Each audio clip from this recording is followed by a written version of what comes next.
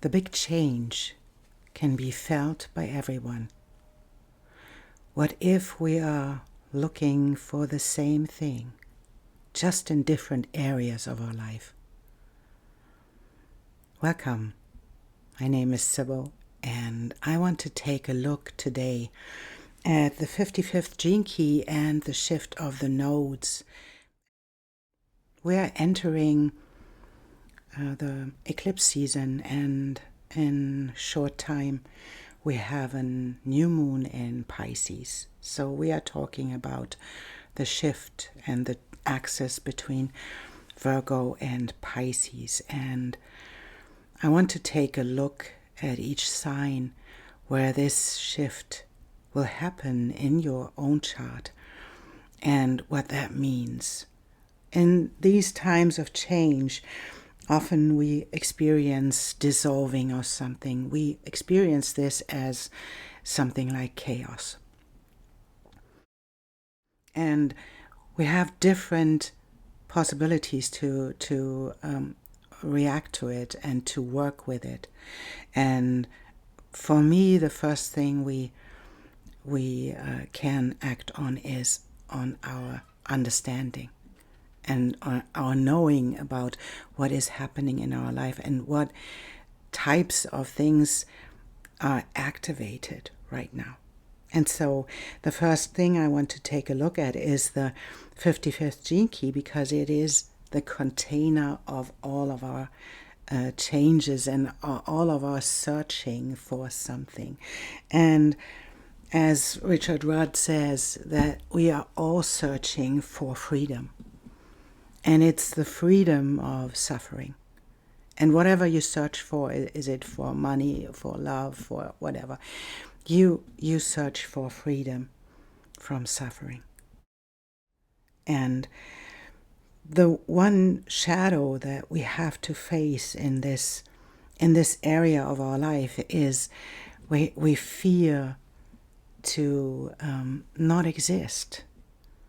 We fear to not have a purpose. We fear to not being recognized. And this is the fear that keeps us in the place where we put ourselves in our own prisons. And it is shown by our own need to be validated. And the need to be validated is nothing else than that we need to know that we exist. If someone recognizes us, we have to exist, right? And so there is an addiction in this shadow that spoils into every area of our life. And to see this and how we can solve this problem, because we keep ourselves trapped in all of the wanting to be recognized. We get heavy and we are burdened by the things we hold on to, by the things that we experienced. And we even hold on to our own stories, what we experienced and how we suffered. And there is one thing that we have to understand, is holding on to suffering means that I have a reason to exist. Otherwise, in this area of freedom, I'm not attached to anything. I'm not attached to outcomes. I'm not attached to things. I can just let it go, because it is emptiness. Freedom is emptiness and holding on to nothing. And that is for our ego. I want to call it ego, but it's a little bit difficult, this word. It is terrifying for the ego.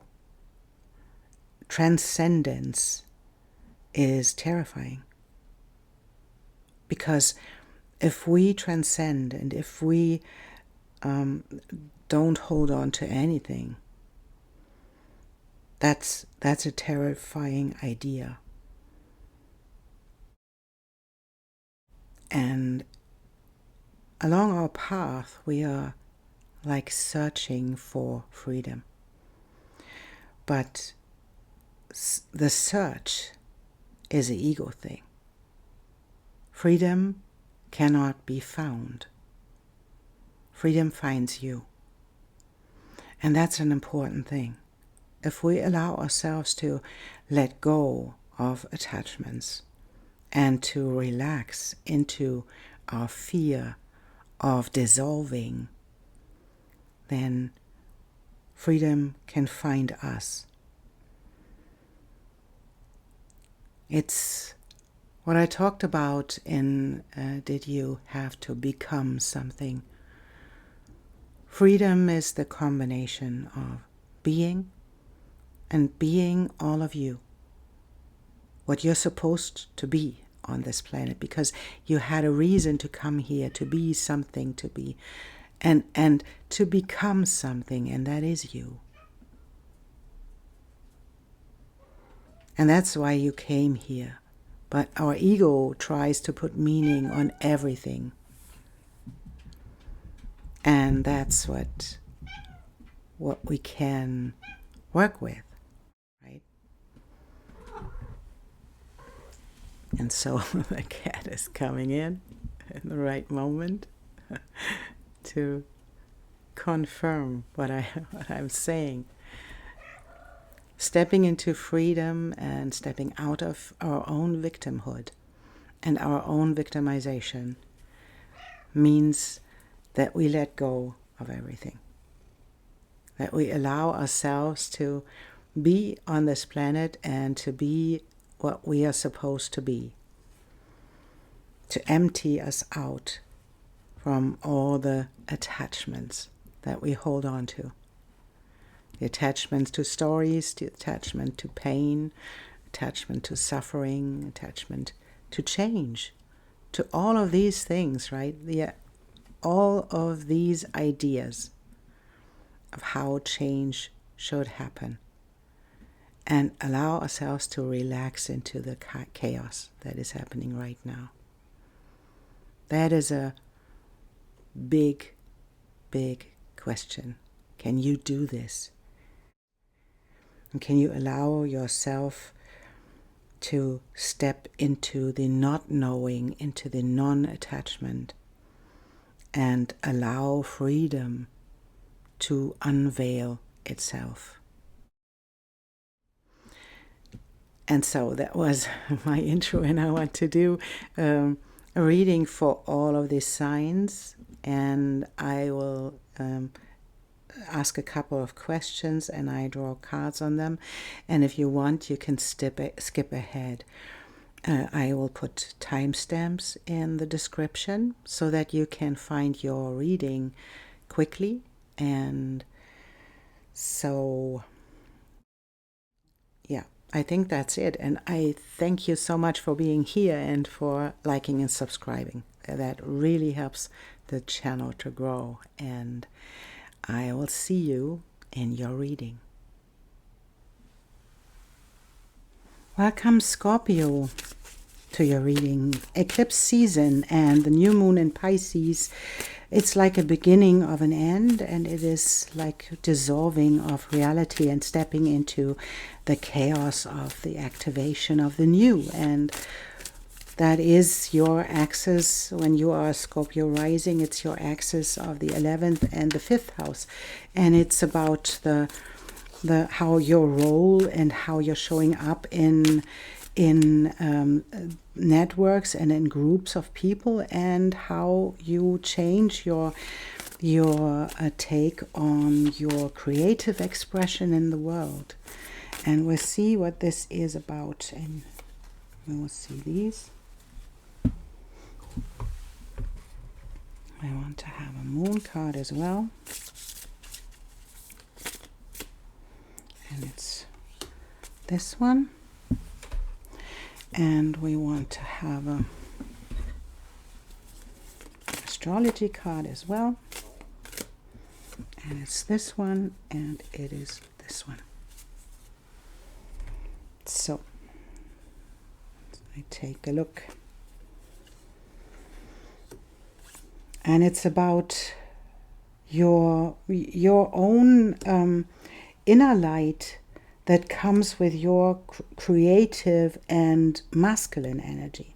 That this is about divine masculine, right? And it's changing. It's how you perceive yourself in your active energy, and it's about being a provider, being in this active that isn't about a gender. It is about the energy that comes with being active and being in the divine masculine.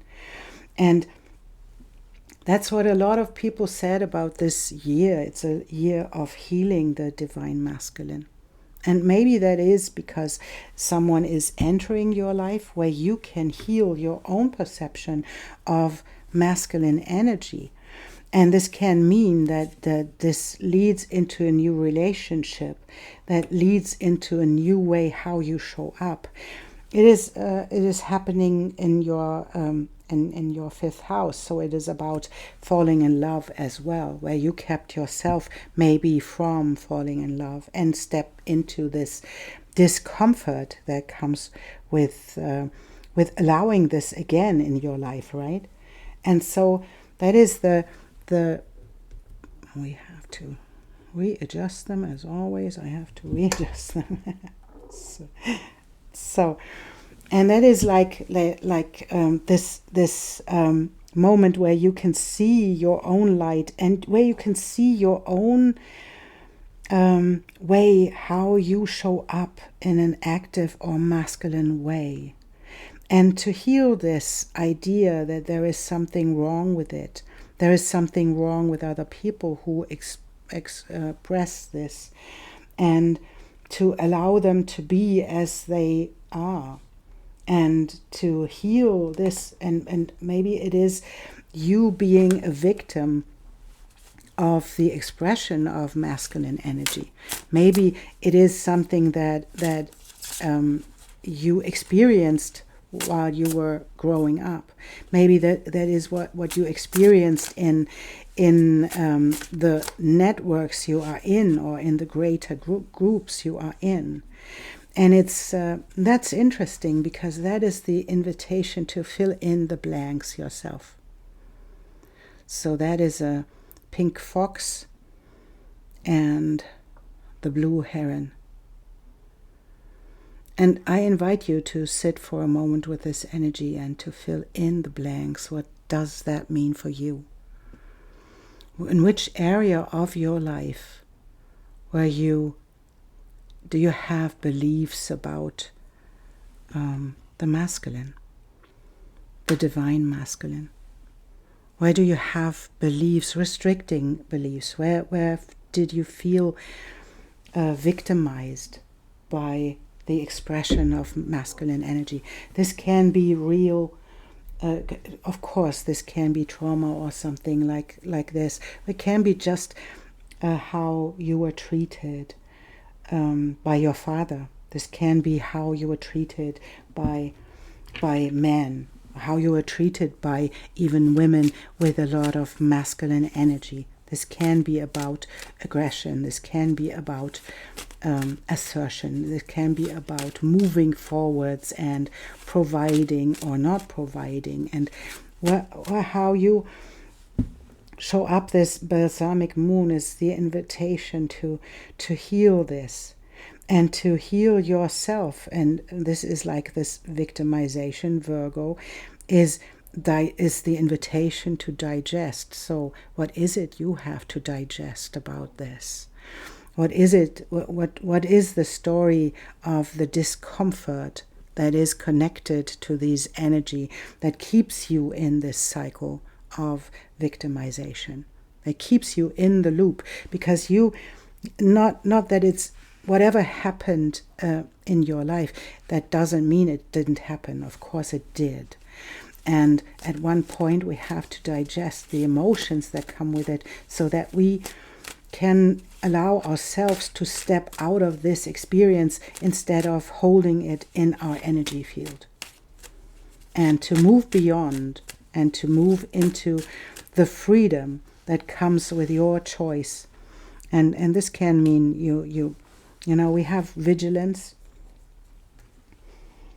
and that is the vigilance that is of course the being afraid of the energy of the masculine moving forwards, being afraid of maybe being, even if you are someone who has a lot of masculine energy, this can be the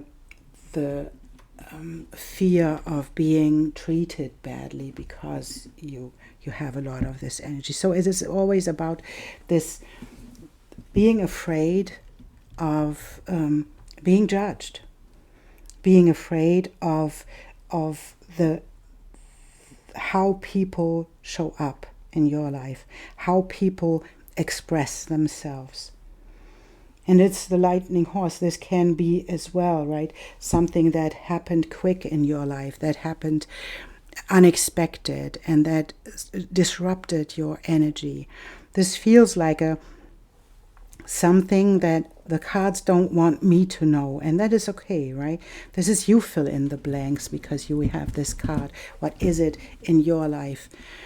And it's the invitation to sit with this energy, to try to get a grip on this digestion of the energy, and to live or to deal with the discomfort that comes with this feeling into the emotions, and to sit with these discomfortable feelings and sit with the fear that comes when we try to figure out how to digest things, how to feel. We are often sitting with our emotions because we are afraid to digest them.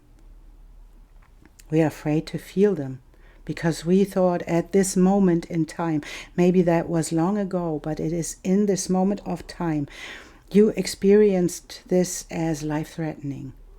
And now you don't want to go there because it is life-threatening in your experience. It feels like it is life-threatening, but the fear feels life-threatening.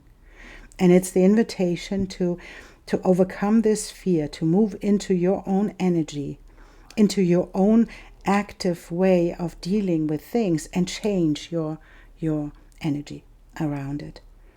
Because if you allow yourself to let this move through you, even if maybe you have someone who can help you with this, to allow yourself to feel whatever wants to be felt about this thing that happened, and to allow yourself to step into this and into the experience that comes with allowing the emotions to move through you.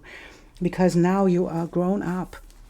Maybe that's something of your childhood. Maybe that's something that really made you feel debilitated, that made you feel this discomfort of not being enough, not being good enough, not being... And that was an assertive masculine energy that did that to you. But now it's time for healing. It's time for stepping in there and to allow yourself to feel it again in your body so that it can be transmuted. We have to feel it again to get it transmuted. Otherwise, we won't get anywhere. And that's like beautiful. That is beautiful, because it is like being in between these worlds of healing and holding on, of being a victim and feeling like a victim, complaining and blaming other people for them being them, and in between the worlds where you realize that this is not the solution. This is you deciding to feel whatever you need to feel and to digest whatever you need to digest, because it's yours. It's never about someone else. And it's you being in this world. You know exactly what I mean. And there is always this voice inside of you that says, yeah, but they did this, but someone did this, and someone put me in, and to step out of this and to move forwards into the next realm, into your next world, where you can just let other people be. And that is where this beloved comes with. That's a radical acceptance of how your situation is, how other people are. And then to get into the next place, this is acceptance. Accepting is the first step we have to make to step into our empowerment. If we allow other people to be what they are, without trying to change them, without trying to complain or blame, then we step out of this victim consciousness. We step out of it because we can accept exactly what and who they are, what they do, and then decide for ourselves what that means in our life. What we want to change, how we want to set boundaries, how we want to change our own reaction to it. That's what we can do when we accept what is. And always trying to fix something, always trying to make someone understand. That is straddling the worlds, and that is keeping yourself stuck in victimhood.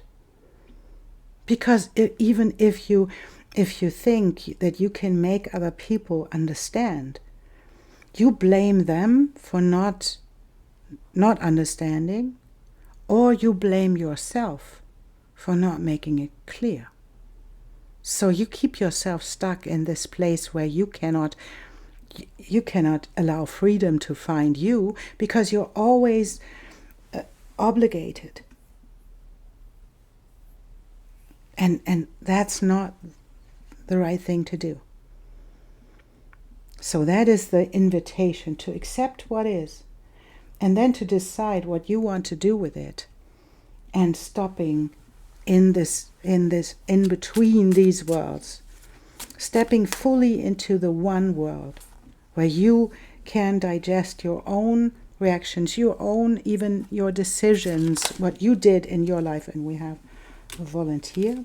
This can be a masculine energy as well. And it's a masculine energy that can be harsh, can have harsh words, or a thinker, right? It's someone who is about thinking, who is a rational being, and maybe is not understanding what you are saying, or is treating you in a way that you don't want to be treated, right? This can be something like this. But we have this stepping into this radical acceptance that comes with the creation of the Queen of Wands. The Queen of Wands is one of the most creative beings, and she is one of the most self-absorbed, I want to say. But she knows what she wants. She knows what she wants. She knows what she allows and what she doesn't allow. And she steps forwards because she has to create something. She has to do something. And so this is the invitation. It's coming with this cup card as well, to offer your emotions, to offer your wisdom in relationship. But it's not about you helping other people to understand. It's about you practicing to play with yourself. And that is with all of these things that happen to you, to play with your own reaction to triggers. This is a playful, for me, this feels like a playful state, to be with your wisdom, with your emotions, with this overflowing cup, and step into the wisdom and into the playful state and create something beautiful with it. And then to celebrate yourself, to celebrate your emotions, to celebrate your own development. That is really, really beautiful. That's what you did. You went through all of these stages. You went through a couple of difficult things, right? And to honor yourself for this. And then to let yourself go, let yourself off the hook, because it has to be digested.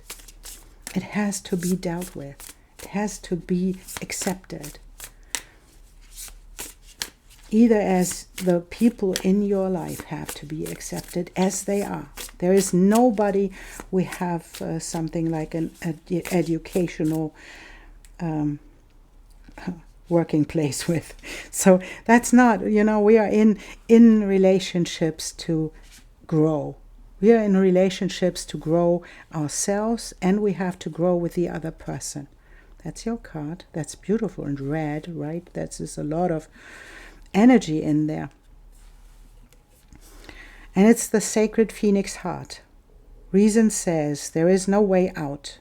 Love says there is a way, and I have traveled it many times. Perhaps you are scratching your head quizzically, or are in deepest despair because you have met a dead end, a frowning no, or a dismissive laugh upon your quest. Love guides us through travails that seem improbable, if not impossible.